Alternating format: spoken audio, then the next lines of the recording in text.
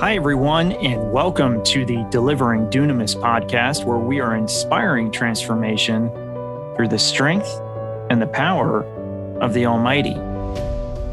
My name is Matthew Deibler, and I'm your host. If you've had the opportunity to catch earlier episodes of our show, you know a little bit about my backstory. You understand a bit about my mental health journey. You've heard about the OCD, the anxiety, the panic disorder, the agoraphobia that I encountered in earlier seasons of my life. And you've heard about my radical, miraculous transformation through faith and the victory that I live in today.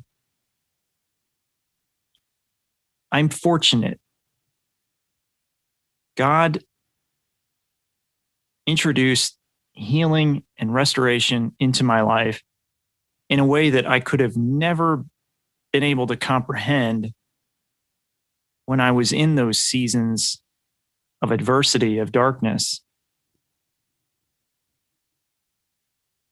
As you've heard from me before, it began with me taking those first steps forward in faith, giving my life to Him.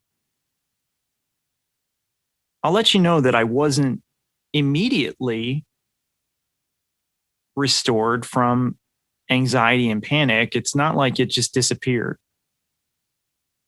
God didn't, flip a switch and boom, it was gone.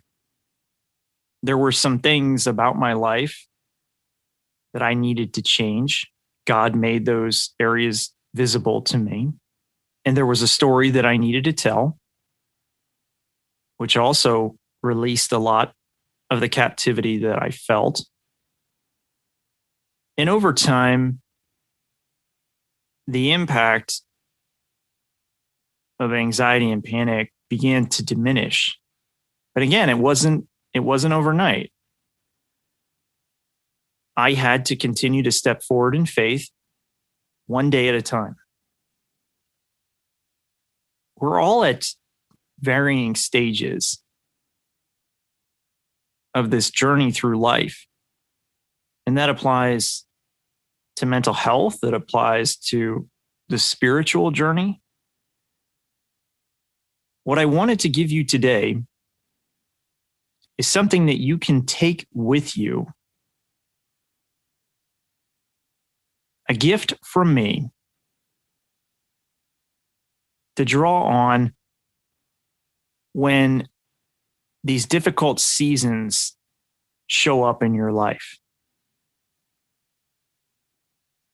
It's the Panic Attack Rescue Kit. If you've known the type of torment that I have experienced, you understand that when these panic attacks present themselves, they're very overwhelming. And even when, because I went through this myself, even when we've got a relationship with God established, we're not, immediately immune to this. And these attacks often test our faith. And I want you to remain firm in your pursuit of the truth. I want you to remain committed to the victory that God has ordained for your life. I don't want you to get discouraged. I want to provide you with the tools to withstand these attacks until you can get to that point where their threat is truly diminished. So let's talk about a few things that you can do in the midst of these attacks and then following them, or in advance of them to restore balance and ensure a position of strength and victory over the enemy and what intends to throw you off balance. First thing that I want to invite you to do when panic begins to present itself, I want you to try a visualization technique that has worked for me. What I found as I went kind of deeper into this mental health journey and I experienced countless attacks. And just to let you know, if you're experiencing these throughout the day or at nighttime with great frequency, you're not alone. Early on, I experienced panic throughout the daytime hours. And that was very disruptive to my life. They would often present themselves in really kind of inopportune times and situations when I was vulnerable to feeding them. Be when I was out in public or with someone else, like when I really wanted to do my best to disguise everything that I was suffering through. That was often when they showed up. And then as I got better at managing my life throughout the day and avoiding those pitfalls, then they started to attack me in my sleep. And there was a period of my life, particularly in 2011, in that season of agoraphobia, when I would go to bed and I'd be awakened, 4 or 5 times throughout the night with these attacks. I would shoot out of bed and onto the floor, trying to regain my breath, my sanity. I became quite fearful of sleep altogether. In fact, I began to resist sleep because I knew that when I closed my eyes, I was vulnerable to these attacks. So if you're in this place, know that you're not alone and that I've been there. And I understand how intense it can be. I will never diminish that. But let me give you a couple of tips for, how you can withstand it. And the first being this visualization process. So for a long period of time, when the panic would show up, I would try everything to fight it, to resist it. And in doing so, I often fed the energy of the attack. I didn't realize I was doing this, but I think this became clear when I received my affirmation after my born again experience, and God told me to let go. That was actually a very powerful set of words that I could use against a panic attack as well. What I started to do was visualize when the attack came. I would close my eyes and I would visualize like I was laying on a beach. It's right near the water as the tide was coming in. And I would think of the panic as that tide. And I would allow the panic, the wave, because it is truly a wave of just extraordinarily difficult to handle adrenaline. I would envision that wave just washing over me. And as I allowed that to happen, the water did ultimately recede. And I had a peace about it.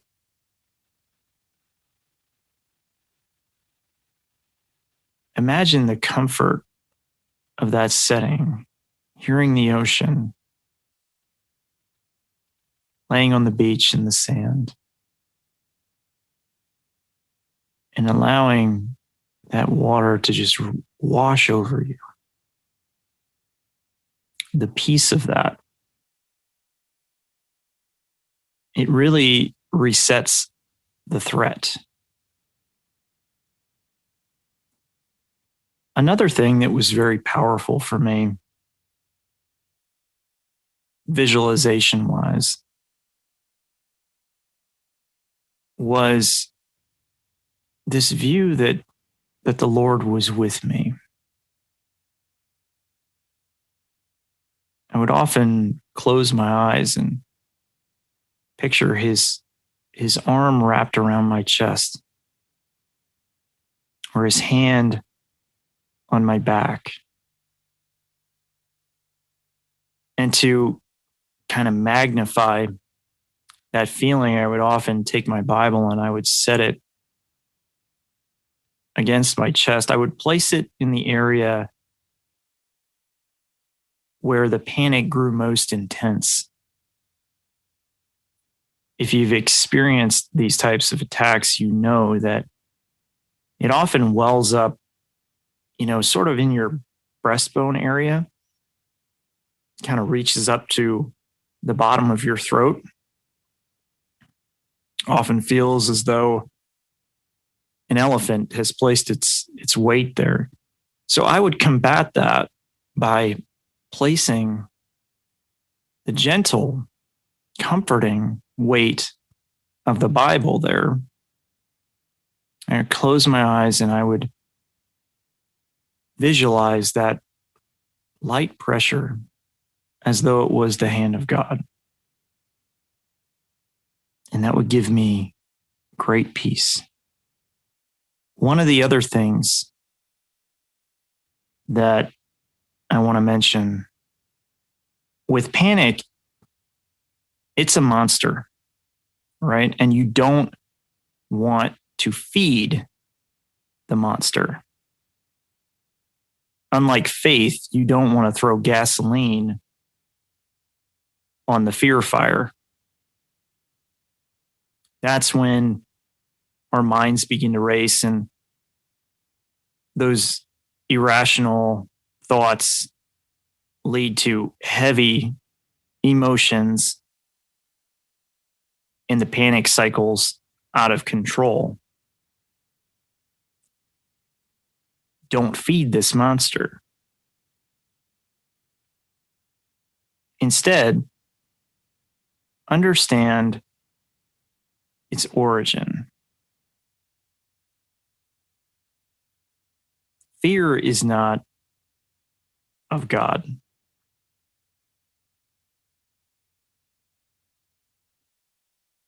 It's of the adversary or an outside influence that seeks to upset your balance so that you cannot fully embrace God's perfect love, in which there is no fear at all. You are not at fault for being attacked by this outside threat of panic and fear.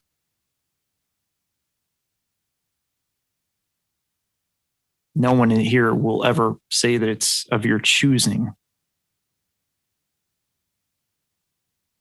Nobody wants to experience a panic attack. But we can look at the source of it all. We can identify it. We can hold it captive and we can make it obedient to Christ. If it doesn't fit the God you know, if it's not love, if it's not that comforting embrace, If it's fear-ridden, then understand its origin and do not feed it.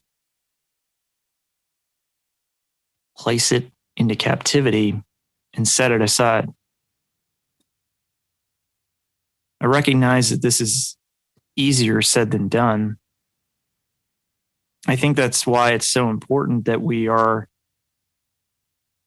continuously, especially in these early stages, disrupting our chaotic thought life with positive, faith-driven affirmations.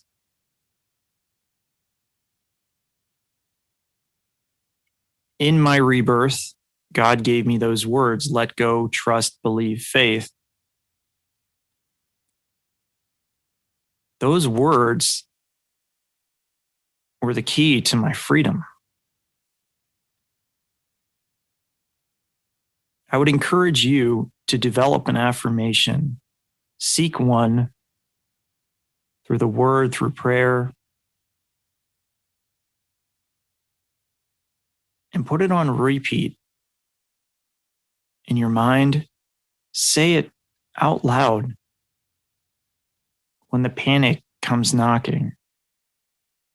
Say it over and over again as many times as you need to ensure that your mind stays focused on the truth and does not further ignite the fear and the irrational thoughts that become attached to that heightened state of emotion surrounding the panic attack.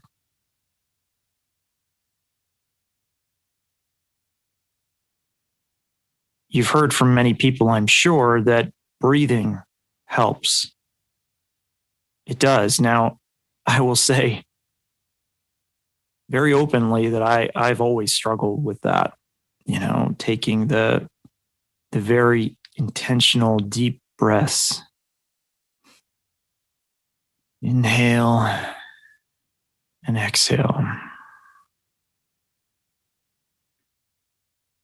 My body has always resisted that. Yours will too if you've experienced panic. It's easy to fall into that trap of shallow breathing. And the shallow breathing really makes things feel much more intense. That's when it feels as though your throat is closing up. You have that feeling of lightheadedness, as though you're going to faint. It's very important that you do your best to slow down and breathe through it. And I think that the first tip that I offered, the visualization, the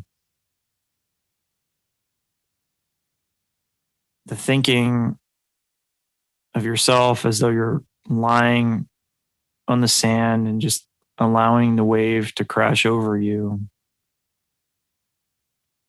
I think it pairs well with the breathing exercise. I think that's something that, if you can take that posture, it'll really help you to withstand the attack. One thing that has really worked for me has been sipping water. I'll also let you know that water hydration is absolutely critical in mental health. If you are not properly hydrated, you are prone to anxiety. That's why I'm very careful with caffeine or alcohol, because I know that dehydration places me at risk And so if I'm going to consume a cup of coffee or a glass of tea, even, I make sure that I'm getting more than enough water in my system to offset it. If you find yourself in a panic attack, know that water does have a very soothing property to it beyond just hydration. There is something about slowly sipping water that really allows your body to calm itself. So I often, when I feel anxiety pressing against me, or when I did in the past, I'd grab, my bottle of water, and I would just continue to take little sips. I struggled with the deep breathing, but I really felt like I could master the slow sipping of water, and that was sort of my substitute in a sense. You'll have to find what works best for you. If you have the opportunity, and I know this is hard in the middle of attack to make a phone call, but if you've got somebody who knows your situation that you can speak very openly with, if you can call them and talk through what you're feeling, if it's somebody that will truly just listen and not offer you a ton of advice, because that can be overwhelming. If it's somebody who can just hear you out, if you have a sounding board type of person like that in your life that you trust, then sometimes making a phone call is helpful too, because in sharing what you're going through, your mind has this ability to kind of wrap itself around the situation and take a more rational approach to it. Hearing yourself speak about it often diminishes the threat a bit, because you can see that this chaos that's been introduced, it's probably not all worthy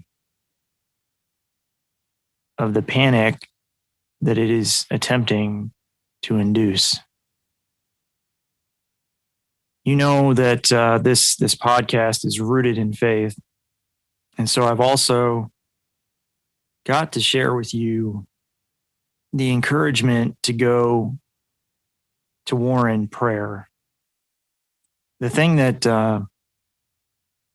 it was often tricky for me in my panic disorder is that it would startle me out of bed at night. So I would be in the middle of sleep, and it would, jolt me out of the covers.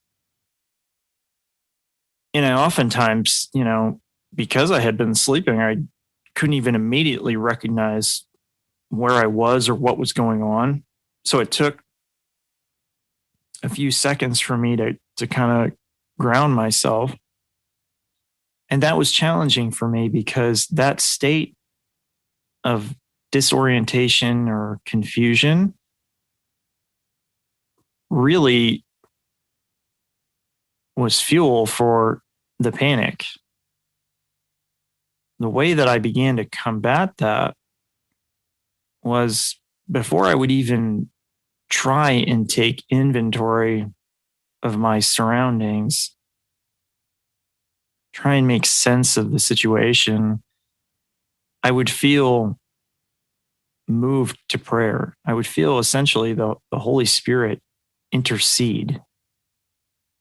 And I would take the battle to a higher ground before it had the ability to trap me in the pit I would just close my eyes and call on God. Do my best to disarm the threat and embolden my faith in the battle with fear,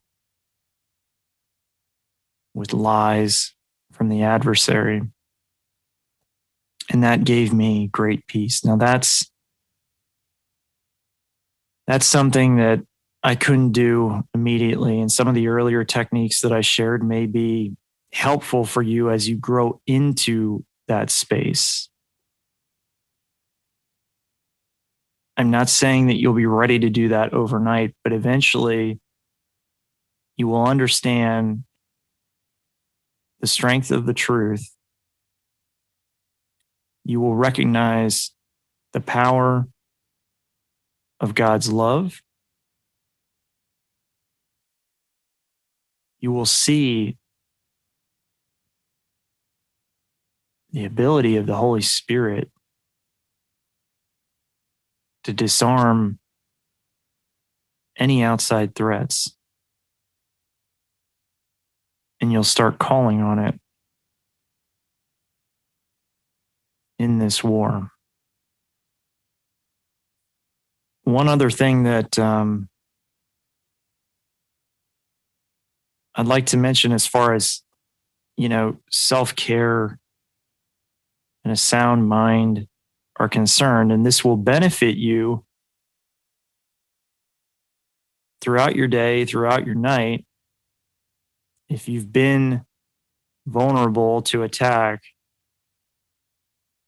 you've got to position yourself at all times as a victor. You got to disrupt that thought life, as I said earlier, use those affirmations. And beyond that, you need to just keep the positivity, the faith,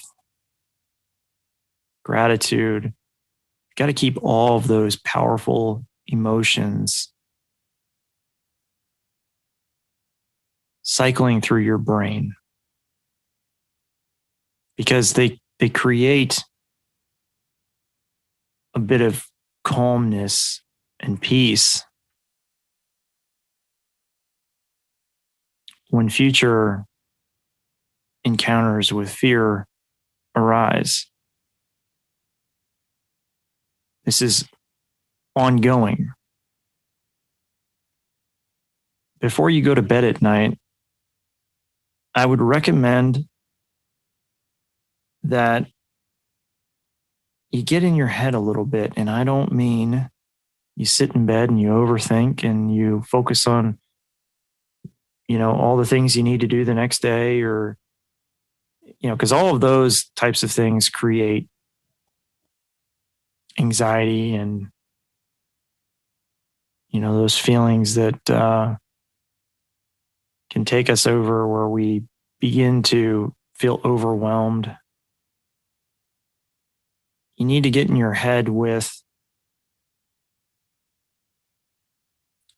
a disruptor. Put on your headphones and tune in to a motivational speaker, a book on tape, a sermon, some praise music. Channel some beautiful energy through your brain before retiring to sleep. It's an additional layer of protection to cover you when you are perhaps most vulnerable. When you wake up in the morning, you will feel more refreshed. You will have a better night's rest. We need to be intentional about how we treat our minds. If we're susceptible to panic and anxiety, that's okay.